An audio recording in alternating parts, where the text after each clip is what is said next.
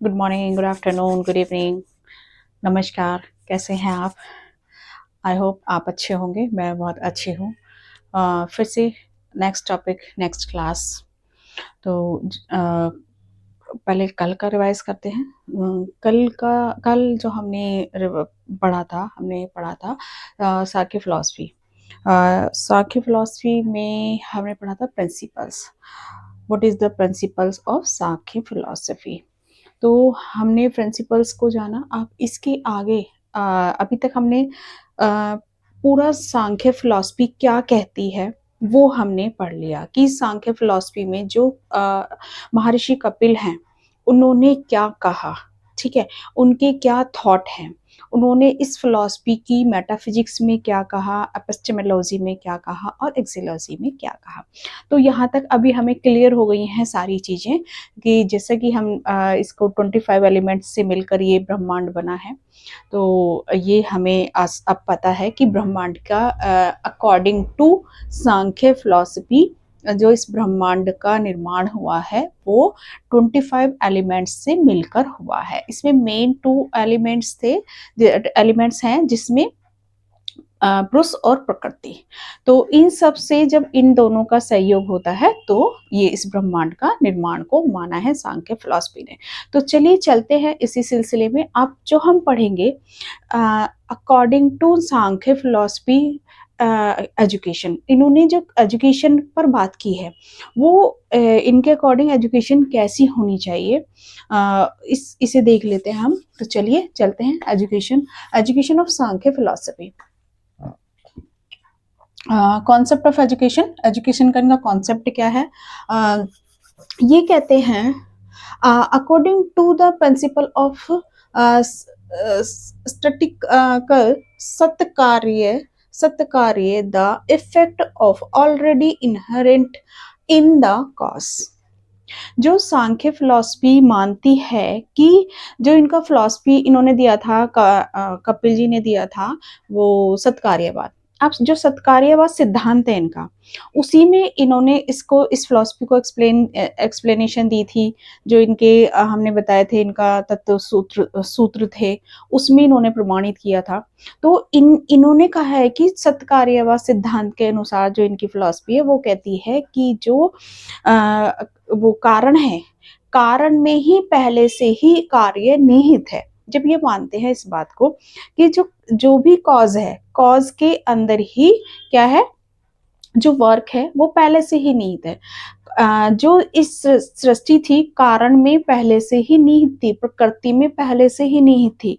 तो ऐसे ही जो ह्यूमन है, अब जो ह्यूमन का डेवलपमेंट है वो भी तो उसमें पहले से ही निहित है। जो मनुष्य है, जो बच्चा है, उसमें पहले से ही जो इस पावर्स हैं वो उसके अंदर हैं कि बस उनको क्या है, उनको डेवलप करने की आवश्यकता है, उनका विकास करने की आवश्यकता है। तो जब पहले से ही वो है तो पहले से ही कारण में कार्य निहित है। तो ऐसे ही मनुष्य भी के अंदर भी, बच्चे के अंदर भी पावर है, सिर्फ उनको डेवलप करने की जरूरत है। जैसे हमें प्रकृति और पुरुष का ज्ञान आवश्यक है और जब तक ये ज्ञान नहीं होगा तब तक हम इन सब चीजों को कहते ना, जो बच्चे की इनर पावर है तब तक हम उनको डेवलप नहीं कर सकते हैं। तो इसीलिए प्रकृति और कोर्स का ज्ञान जरूरी है और ऐसी एजुकेशन होनी चाहिए जो इसका ज्ञान सिखाते हुए मनुष्य को डेवलप करे। जो बच्चा है उसके अंदर जो पावर है, इनर पावर है, उनको डेवलप करे। इनके अकॉर्डिंग जो सांख्यवाद है उसके अकॉर्डिंग इस टाइप की शिक्षा होनी चाहिए। नेक्स्ट है aim of education. Aim of education, the purpose of getting rid of the pain of suffering. जैसे कि यहाँ ये कहते हैं कि ये जो संसार है, दुख में संसार है, दुखत्रय संसार है। इन्होंने माना है कि जो ये सृष्टि है, जो यहाँ पर जब हम आते हैं तो दुखों को भोगते हैं। उस दुख से छुटकारा पाने का हमें, हमारा जो एम है वो होना चाहिए। अब दुख का छुटकारा हम कैसे पा सकते हैं? दुख का जो छुटकारा है, जो हमारा इस इस संसार में जो जब हम प्रकृति और पुरुष के भेद को समझेंगे, जो उनमें दोनों में डिफरेंस है उसको समझेंगे, तब हमें तब हम हमारी जो जो दुख हैं वो दूर होंगे। जब हम प्रकृति से इन द सेंस है कि हम जो हमारी कहते हैं ना मुक्ति, हाँ, हमारा जो एम है सॉल्वेशन का है, और सॉल्वेशन कब प्राप्त होगा, जब हम प्रकृति और पुरुष के भेद को जान पाएंगे। तो ये इनका एम है। नेक्स्ट है ऑब्जेक्टिव ऑफ फिजिकल डेवलपमेंट। अब ये कहते हैं कि फिजिकल डेवलपमेंट का है कि जो हमारी कर्मेंद्रियां हैं, ज्ञानेंद्रियां हैं, उनका डेवलपमेंट होना चाहिए। फिजिकल डेवलपमेंट की यहाँ पर ये बात कर रहे हैं। इन्होंने जो ऑब्जेक्टिव रखे हैं शिक्षा के, एजुकेशन के, वो रखे हैं कि आपका ऐसी एजुकेशन हो एक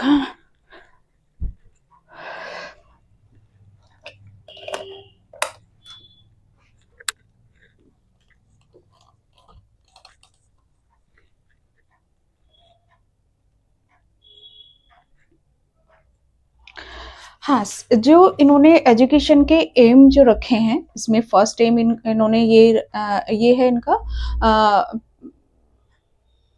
दुखों से छुटकारा पाना। Second objective physical development, physical development से, क्योंकि ये जो हमारी ज्ञानेंद्रियां और कर्मेंद्रियां हैं उनका प्रशिक्षण की बात करते हैं।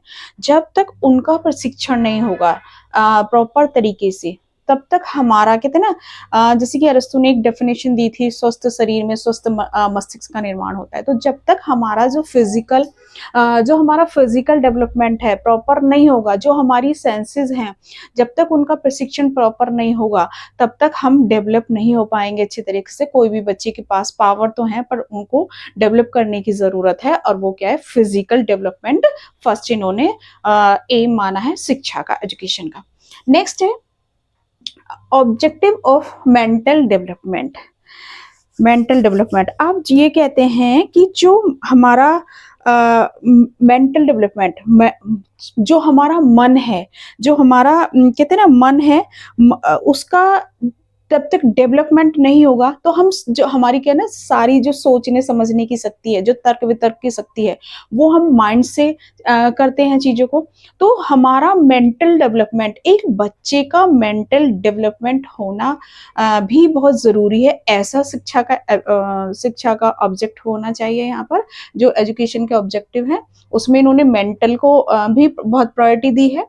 दूसरा तीसरा इन्होंने कहा emotional objective of emotional development. एक बच्चे का इमोशनल डेवलपमेंट, इमोशनल में जब हम कहते हैं ना अहंकार तत्व का डेवलपमेंट होना चाहिए। उसका जो अहम है ना, उसमें जो सत्य की भावना है, उसका उस तत्व का भी डेवलपमेंट होना चाहिए। भावात्मक से मतलब कि जब बच्चा है, भावात्मक कैसे कि उसमें अपना मैं के साथ साथ भाईचारे का, ब्रदरहुड का, लव अफेक्शन होना चाहिए। उसके अंदर एक दूसरे के कॉपरेशन की भावना होनी चाहिए। उसके अंदर एक दूसरे के लिए हेल्प, एक दूसरे के लिए क्या ना टॉलरेंस पावर, ये सारी चीजें, ऑनेस्टी, ये सारी चीजें इन्होंने इस ऑब्जेक्टिव में रखे कि ऐसे शिक्षा के उद्देश्य हो जो बच्चा के अहम तत्व, जो अहम ईगो तत्व है, उसका भी, जो ईगो फैक्टर है उसका भी डेवलपमेंट करे, उसका भी विकास करे। नेक्स्ट है ऑब्जेक्टिव ऑफ मोरल डेवलपमेंट। कहते हैं भावात्मक विकास या नैतिक विकास, सॉरी भावात्मक नैतिक विकास। अब नैतिक विकास कैसे होगा? नैतिक विकास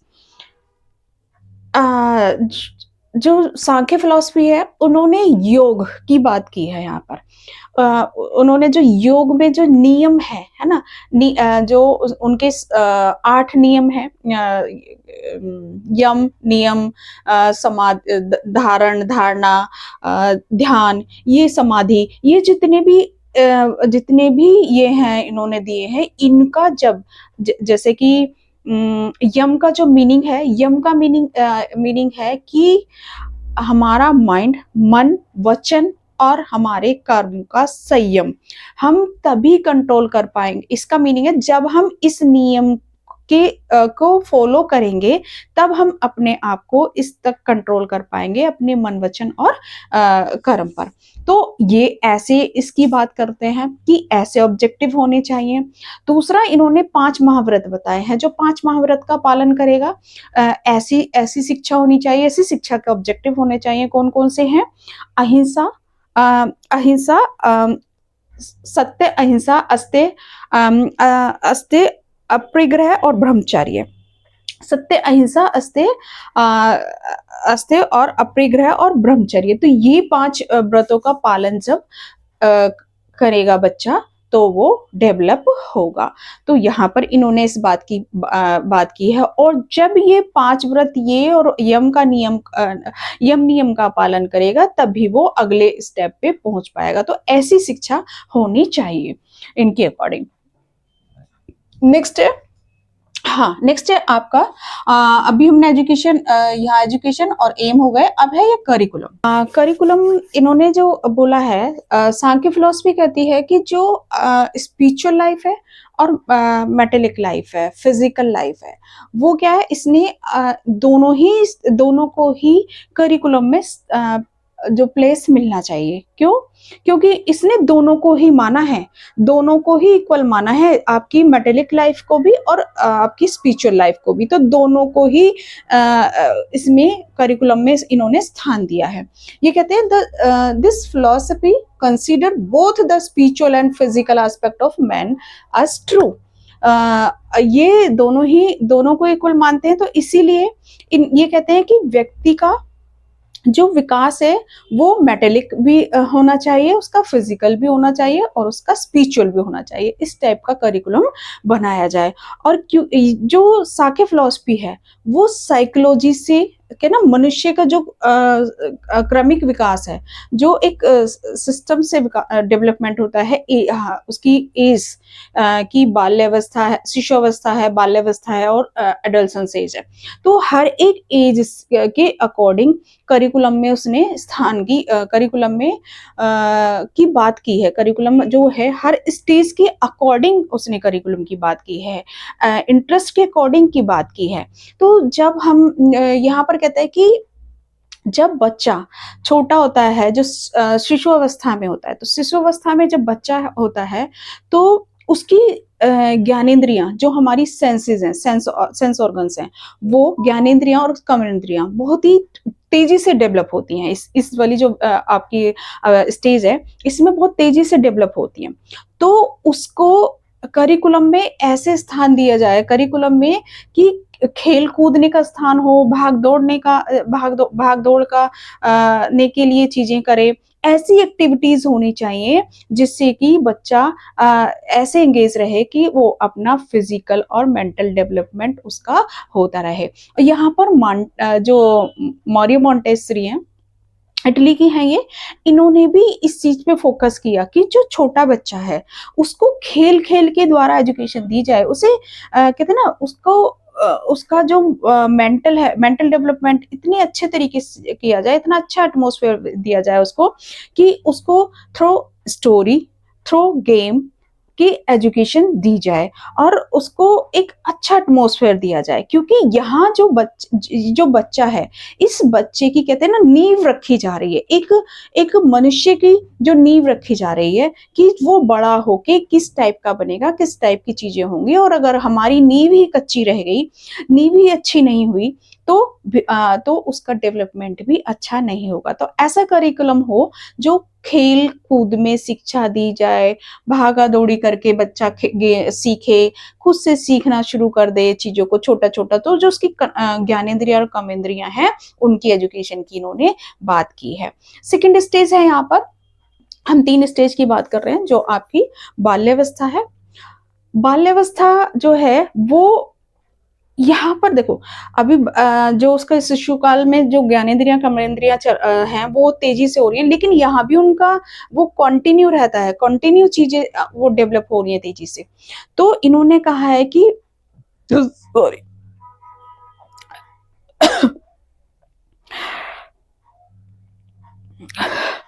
उनका जो डेवलपमेंट है वो यहाँ पर भी चल रहा है, कंटिन्यू है। तो यहाँ पर ये कह रहे हैं कि उसको क्या है ना, जो उसकी मन मन है, मन और वो है बुद्धि है, मन है, अहम है और बुद्धि है, इनका भी प्रशिक्षण यहाँ पर होना चाहिए। यहाँ पर भी इनका विकास हो रहा है, क्योंकि तो इनका भी डेवलपमेंट यहाँ पर होना चाहिए, जो तीसरी स्टेज है। और यहाँ पर इस बच्चे को भाषा साहित्य की इन्होंने बात की है कि यहाँ पर उस बच्चे को लैंग्वेज सिखाए जाए, साहित्य की नॉलेज दी जाए उसको यहाँ पर, तो और मैथ की नॉलेज दी जाए, साइंस की नॉलेज दी जाए। तो अकॉर्डिंग टू मतलब ये सांख्य फिलॉसफी तो ये कहती है करिकुलम इस टाइप का हो, यहाँ पर जो बच्चा है उसका जो डेवलपमेंट है यहाँ भी चालू है, और यहाँ पर भी साइंस, साहित्य, मैथ, भाषा, लैंग्वेज इनकी आपको करिकुलम में सम्मिलित करना चाहिए। नेक्स्ट है आपकी नेक्स्ट एंड जो एज है वो है एडोलसेंस। अब एडोलसेंस एक ऐसी एज है जिसमें अगर हम बात करें एडोलसेंस में, इसमें मैं एक कोट करूंगी जो कि एक साइकोलॉजिस्ट है स्टेनहोल। स्टेनहोल ने कहा है कि ये जो अवस्था है ये संघर्ष और तूफान की अवस्था है। जो किशोर अवस्था है संघर्ष और तूफान की अवस्था है। क्यों? क्योंकि बच्चा यहाँ तो ना अपने को बड़ा समझता है ना छोटा समझता है, और वहाँ यहाँ पर इसका जो कहते हैं ना इमोशनल डेवलपमेंट है वो बहुत डिफरेंट तरीके से होता है। तो ये यहाँ पर ये कहते हैं कि यहाँ पर बच्चा अब शिशुकाल से और बाल्य अवस्था से, क्योंकि अब उसमें सारी चीजें डेवलप हो गई हैं, तो अब उसको करिकुलम ऐसा होना चाहिए जो तर्क वितर्क कर सके, अपना लॉजिक लगा सके, इस टाइप की करिकुलम होना चाहिए। यहाँ पर जो किशोर अवस्था है, किशोर अवस्था के लिए इन्होंने बात की है कि वो लॉजिक लगा सके, अपना तर्क वितर्क कर सके, क्योंकि वो डेवलप हो चुका है। और वो यहाँ पर एक बात करते हैं कि यहाँ पर साइंस, मैथ, तर्क शास्त्र इन सब की एजुकेशन दी जाए, जिससे वो एनालिसिस चीजों को करता हुआ डेवलप हो। तो इस टाइप का इनका करिकुलम होना चाहिए। तो और हाँ, जब यहाँ ये बात करते हैं तीनों स्टेज की, तीनों स्टेज की क्यों? क्योंकि क्या है ना, हर एक बच्चा, ये एक अनेकात्मक दर्शन है। तो ये कहते हैं कि जब ये तीनों स्टेज पे हम तीनों एक स्टेज को देखते हुए बच्चे की परवरिश करेंगे, बच्चों को एजुकेशन देंगे, बच्चों का करिकुलम उस टाइप से सेट करेंगे, तो उसका मेंटल, फिजिकल और मेंटल, फिजिकल, स्पिरिचुअल हर तरीके का डेवलपमेंट होना चाहिए। और ऐसा ही करिकुलम ये चाहते हैं कि जो आपकी स्पिरिचुअल लाइफ भी करिकुलम में शामिल हो और आपकी फिजिकल लाइफ भी। तो यहाँ पर ये इस टाइप की एजुकेशन की बात करते हैं, इस टाइप। नेक्स्ट है teaching method, tools for acquiring knowledge. जो ज्ञान प्राप्ति के स्रोत कौन कौन से हैं, जो सांख्य फिलॉसफी के अनुसार हैं, कौन कौन से टूल्स हैं, इन्होंने इन टूल्स को टू उसमें डिवाइड किया है। कौन कौन से? एक तो आपकी आउटर साइड और एक आपकी इनर साइड। आउटर साइड में इन्होंने क्या कहा है, जो हमारी सेंसेस हैं, जो हमारी ये ज्ञानेंद्रियां हैं, ये ज्ञानेंद्रियां हैं, कर्मेंद्रियां हैं, इनकी बात ये करते हैं। तो इसमें जो हमारी आती है कहते हैं ना बाह्य और अंत्य उपकरण, तो जो हमारी ज्ञानेंद्रिय और कर्मेंद्रियां आती हैं, और जो अंत्य में उसमें क्या है लिया इन्होंने, मन, बुद्धि, मन, अहम, बुद्धि और आत्मा को, वो इन्होंने इनर साइड लिया है। तो ये टू टूल्स हैं इस सोर्स ऑफ नॉलेज के। नेक्स्ट है आपका इसमें मेथड ऑफ एक्वायरिंग नॉलेज। इन्होंने मेन जो मेथड्स माने हैं वो 3 मेथड्स, कौन कौन से? डायरेक्ट, इन्फ्रेंस और वर्ड। प्रत्यक्ष विधि, अनुमान विधि और शब्द विधि। तो इनकी इस फिलॉसफी ने 3 मेथड माने हैं ज्ञान प्राप्ति के। जो भी हम नॉलेज गेन करते हैं इस वर्ड में, इस ब्रह्मांड में, वो 3 इनके अकॉर्डिंग ये 3 है। अब 3 सबसे पहले हम डायरेक्ट को देख लेते हैं, प्रत्यक्ष विधि को। प्रत्यक्ष विधि में क्या है, जो भी सीखने वाला है, कोई भी जो भी सीखने वाला है, जो बच्चा है सीखने वाला है या कोई भी है, कोई भी मनुष्य है, वो सबसे पहले चीजों को देखेगा, देख के उनको एक्सपीरियंस करेगा, है ना। जब वो देख के एक्सपीरियंस करेगा तो क्या ये कहते हैं, तभी हम एक्सपीरियंस करेगा तो उसके अंदर ज्ञान जा रहा है, वो ले रहा है उस नॉलेज को देख के, प्रत्यक्ष नॉलेज को देख के। जो भी हमें चीजें दिखाई दे रही हैं, लाइक हम बोर्ड देख रहे हैं, लाइट देख रहे हैं, रूम ये वुड देख रहे हैं, गेट देख रहे हैं, या कोई भी चीजें जो हम देख रहे हैं, ये पेन देख रहे हैं, ये हमें दिखाई दे रहा है। अब ये हमें दिखा, यहाँ पर ये कहते हैं कि जो प्रत्यक्ष नॉलेज है, वो प्रत्यक्ष नॉलेज कैसे हमें प्राप्त होगी। अब हमने इसे देख लिया, ठीक है, देख तो लिया, तो ये कहते हैं कि जो हमारा मन है, मन से कहाँ पहुंची, हमारे अहम में, अहम ने क्या किया, इंटेलिजेंस बुद्धि को, और बुद्धि से वो कहाँ पहुंचा, बुद्धि से पहुंचा पुरुष, आत्मा, सोल में, है ना। तो जो इनका प्रत्यक्ष विधि की जो साइकिल है, वो है सबसे पहले हमारी सेंस पे आया, हमने सेंस से देखा, अनुभव किया, उसके बाद हमारा जो माइंड ने सोचा, मन, अब मन से वो गया अहंकार में, अहंकार से बुद्धि इंटेलिजेंस में गया, और यहां से फिर वो हमारी सोल पे आया। तो ये इसका साइकिल है, वो फिर सोल से फिर इंद्रियों पे आया, फिर आपका अहम पे, मन पे गया, फिर अहम पे गया, और फिर आपका इंटेलिजेंस पे आया। तो ये जो साइकिल है ज्ञान का, प्रत्यक्ष ज्ञान का, प्रत्यक्ष मेथड है, ये चलता रहता है, ये अकॉर्डिंग टू सांख्य फिलॉसफी। तो ये हो गया इनका प्रत्यक्ष मेथड। नेक्स्ट है आपका इन्फ्लुएंस, अनुमान, अनुमान विधि। तो जो हमारा पूर्व ज्ञान होता है, जो हमारी पहले से गेन हमारी नॉलेज होती है, तो हम अनुमान लगा लेते हैं।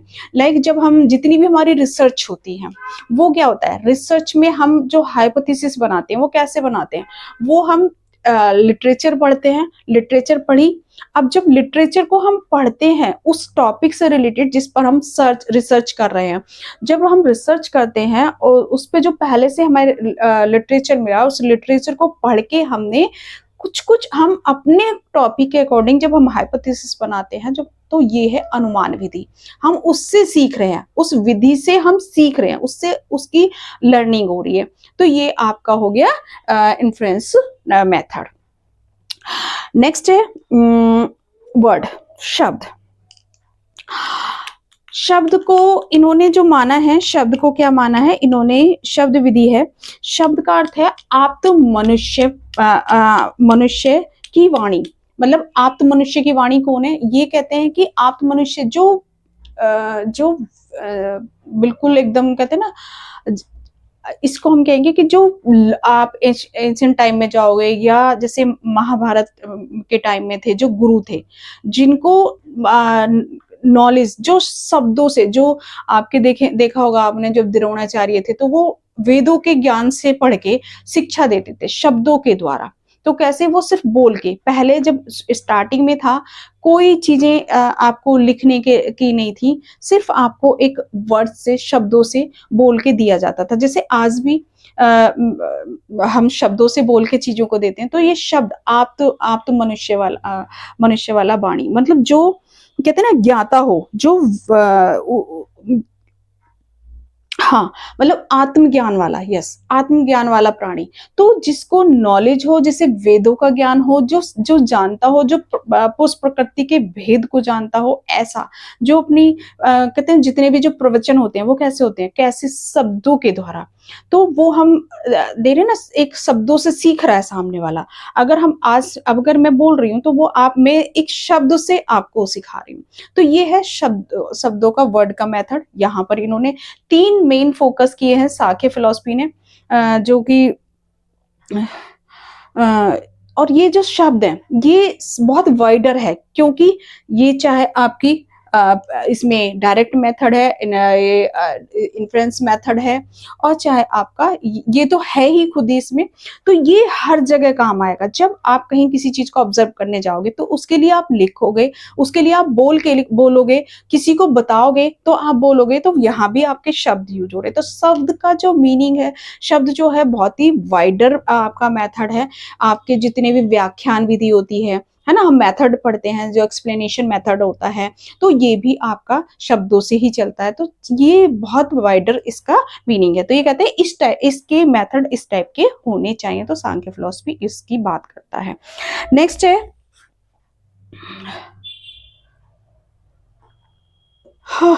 टीचर। टीचर ओके, इसमें एक पॉइंट रह गया है, डिसिप्लिन। यस,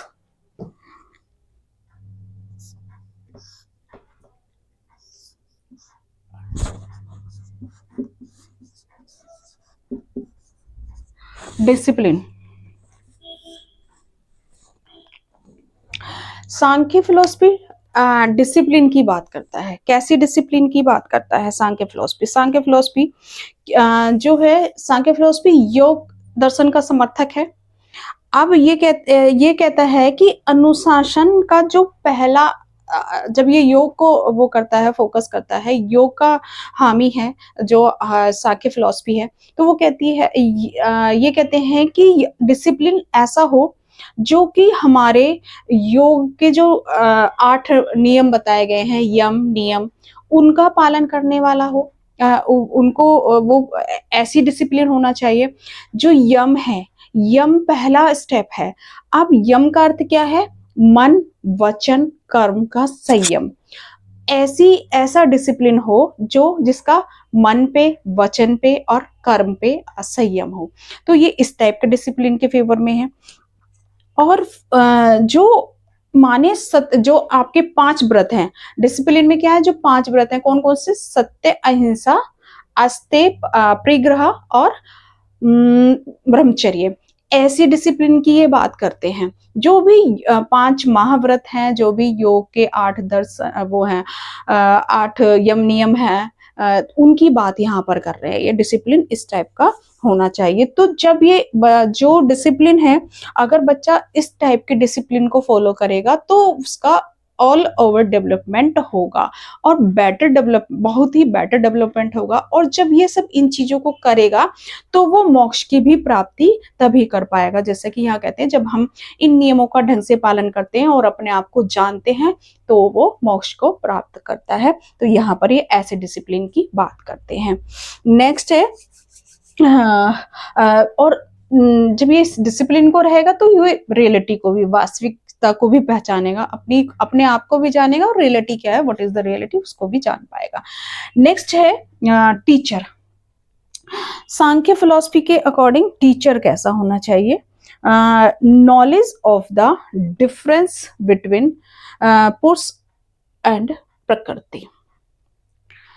ये कहते हैं कि सांख्य फिलॉसफी के अकॉर्डिंग टीचर ऐसा हो, क्योंकि यहाँ पर जो इन्होंने बताई है, जिस ब्रह्मांड का निर्माण बताया है, वो 2 एलिमेंट्स कौन कौन से? पुरुष और प्रकृति। पुरुष क्या है यहाँ पर? सोल। और प्रकृति क्या है यहाँ पर? मैटर। तो इन दोनों का डेप्थ नॉलेज हो उसको, इन दोनों का बिल्कुल कहते हैं ना, एक प्रगाढ़ पंडित हो, इनको उसको नॉलेज होनी चाहिए, प्रकृति और उसके भेद का पता होना चाहिए। ऐसे टीचर की ये बात यहाँ पर कर रहे हैं। और ऐसा वो ज्ञान प्रोवाइड करे जिससे उनका ऑल ओवरमेंट डेवलपमेंट हो बच्चे का। ऑल ओवरमेंट में क्या है आपका? मेंटल है, फिजिकल है, इकोनॉमिकल भी है, एजुकेशन तो ऐसी होनी चाहिए, और इमोशनल है, और आपका वो करेक्टरिस्टिक्स जो हमारा नैतिक चारित्रिक डेवलपमेंट है, ये सारे डेवलपमेंट की बात करते हैं, आपकी मोरल डेवलपमेंट की बात करते हैं यहाँ पर। तो ऐसा आपका टीचर होना चाहिए जो ये सब चीजें दे और उसका अपने कंटेंट पे कमांड होनी चाहिए। ऐसा टीचर होना चाहिए। यहाँ पर ये हो गया आपका नॉलेजेबल पर्सन होना चाहिए। नेक्स्ट है स्टूडेंट। ये जो फिलॉसफी है, क्या है? एक अनेकांतवाद फिलॉसफी है। ये कहते हैं कि हर एक में सेपरेट इंडिविजुअल सोल है। तो जो स्टूडेंट है उसका वो ये कहते हैं उसके हर एक पर्सनैलिटी की इंडिविजुअल अपनी पहचान है, अपना उसका कहते हैं ना आत्मसम्मान, उसका अपना आत्मसम्मान है। तो उसके ये क्या है व्यक्तित्व के पक्षधर है कि जो बच्चा है वो ऐसा हो जो नैतिक आचरण करने वाला हो, जो एक ऑनेस्ट हो और एक जो ये आपके यहाँ पर इसमें बताए हैं डिसिप्लिन में जो आपका यम है, कहते हैं ना यम है, उनका पालन करने वाला हो, ऐसा विद्यार्थी हो जो आपका यम जैसे कर्म वचन और कर्म वचन और उस पे संयम रखने वाला हो कर्म पर। तो ये ऐसा विद्यार्थी हो, नियमों का पालन करने वाला विद्यार्थी हो और एक क्या ना मोरलिटी होनी चाहिए उसके अंदर, मोरलिटी हो, इमोशंस हो, ऐसा स्टूडेंट की ये सांख्य फिलॉसफी एम्फेसिस करती है। नेक्स्ट है, next and last, next and last है स्कूल विद्यालय। ये कहते हैं कि ऐसा ऐसा स्कूल्स हो जहां पर एक बेटर एनवायरनमेंट हो, अकॉर्डिंगली बच्चे की जो एक स्टूडेंट है जिसको हम एजुकेशन दे रहे हैं, जो सीखने वाला है, उसके अकॉर्डिंग, उसके इंटरेस्ट के अकॉर्डिंग चीजें वहां पर उपस्थित होनी चाहिए। उसका जो उसका सोशल डेवलपमेंट है, उसका फिजिकल डेवलपमेंट है, उसका मेंटल डेवलपमेंट है, उसका फिजिकल डेवलपमेंट है, उस सब के लिए सारी सुविधाएं हों और एक पीसफुल एटमॉस्फेयर हो। ऐसा यहाँ विद्यालय की बात ये कर रहे हैं कि जो विद्यालय है जो वो ऐसी एक प्रयोगशाला जिसे कहते हैं ना, ऐसी प्रयोगशाला हो जहां पर बच्चा एक एक जो पुरुष प्रकृति का भेद करना सीख ले और जो उसका जो उस अल्टीमेट रियलिटी है उसको जान ले और जो उसका अपनी जो सोल है और उसको जान ले और उस सॉल्वेशन की प्राप्ति कर सके, ऐसा एटमॉस्फेयर हो, ऐसी एजुकेशन की ये बात कर रहे हैं यहाँ पर, ऐसे स्टूडेंट हो, ऐसे स्कूल्स हो। और ये आज के लिए हमारा इतना ही। तो चलिए ये आज हमने एक बार बता देते हैं क्या क्या पढ़ा। ये हमारी सांख्य के अकॉर्डिंग एजुकेशन है। एजुकेशन कॉन्सेप्ट ऑफ एजुकेशन, उनका कॉन्सेप्ट क्या है, एम ऑफ एजुकेशन क्या है, ये हमने आज की क्लास में पढ़ा। करिकुलम, करिकुलम इनके अकॉर्डिंग जो सांख्य फिलॉसफी है कैसा होना चाहिए, बहुत ही अच्छा इनका इन्होंने करिकुलम की पर बात की है। टीचिंग मेथड, ये करिकुलम इन्होंने देखिए स्टेज वाइज यहाँ दिया है, तो ये बहुत अच्छा है कि हर एक एज का साइकोलॉजिकल इन्होंने यहाँ पर ध्यान रखा है कि हर एक बच्चे की जो आपकी स्टेजेस हैं उनमें आपकी साइकोलॉजी भी डिफरेंट डिफरेंट होती है और हर एक उसको ध्यान में रखते हुए उन्होंने करिकुलम पर बात की है। टीचिंग मेथड, टीचिंग मेथड्स का कहाँ से कैसे हम नॉलेज लें, किस टाइप के आपके मेथड्स होने चाहिए उसकी इन्होंने बात की है, जो कि इन्होंने मेन 3 माने आपके कौन कौन से, ये प्रत्यक्ष डायरेक्ट, इन्फ्रेंस अनुमान और शब्द शब्द वर्ड। तो 3 इनके इन्होंने मेन फोकस मेथड्स दिए हैं। इसी से ये मानते हैं कि सारा जो भी ज्ञान हम जो भी हमारी नॉलेज हम लेते हैं वो इसी के थ्रू हम लेते हैं। नेक्स्ट है आपका टीचर। टीचर एक बिल्कुल कहते हैं ना आप्त मनुष्यवाणी वाला होना चाहिए, एक अच्छी वाणी हो, नैतिक चरित्र उसका हो, मोरलिटी हो, एक अच्छा कंटेंट वाला कंटेंट नॉलेज रखने वाला होना चाहिए, ये सब। और उसको पता हो कि क्या है अपना ब्रह्मांड में, वो सारी चीजें इस टाइप की उसको नॉलेज हो। नेक्स्ट है स्टूडेंट की बात करते हैं। वो कहते हैं कि यम नियमों का पालन करे, 5 महाव्रतों का ये पालन करे, स्कूल्स आपके एक पीसफुल एटमोसफेयर माहौल हो और सीखने सिखाने वाला माहौल होना चाहिए, जो वहाँ का एटमोसफेयर है वो ऐसा हो। और आपके डिसिप्लिन जो हमने बताया था योग के, ये योग फिलॉसफी को मानते हैं, तो योग में जितने भी आपके दिए हैं 8 नियम उनको मानने वाला हो और 5 महाव्रतों को मानने वाला हो, ऐसे डिसिप्लिन इनका होना चाहिए। तो चलिए आज के लिए इतना ही। आई होप कि आपको समझ आई होंगी ये सारी जो भी हमारी एजुकेशन है अकॉर्डिंग टू सांख्य फिलॉसफी। तो आज के लिए इतना ही और मिलते हैं नेक्स्ट क्लास में नेक्स्ट टॉपिक के साथ।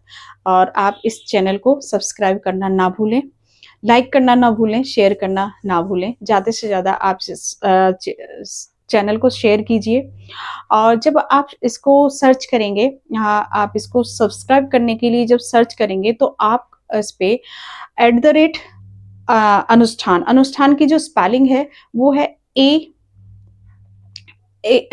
ANUSHTHAAN।